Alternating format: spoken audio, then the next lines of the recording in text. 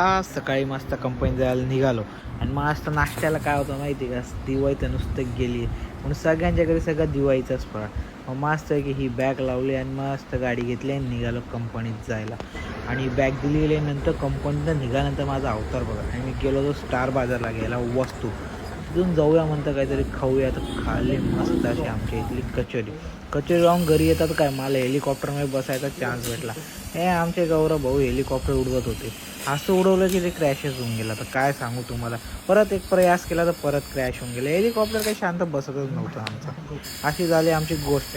नंतर मी पण उडवायचा प्रयत्न केला पण ते तरी बी उडत नव्हतं. ते होत होतं क्रॅश क्रॅश क्रॅश. आणि आमचे बाकीचे नमुने रूमवरचे सगळे हे बघा सकाळची गाडी तशीच ठेवून दिली. नंतर प्लॅन केला खिचडीचा, मस्त अशी खिचडी टाकू. मग असं तांदूळ बिंदूळ धुवून टाकले भावांनो, एक नंबर असे कांदा बिंदा सगळं कापून टाकला आणि एक नंबर अशी खिचडी टाकायला आपण सुरुवात केली. मग त्या कांदा बिंदा मस्त झाल्यानंतर काहीच विषय नाही, त्यात टाकून दिले थोडेसे टमाटे चवीसाठी. आणि जी चव येते टमाट्या आणि कांद्यांमुळे खिचडीला एक नंबर.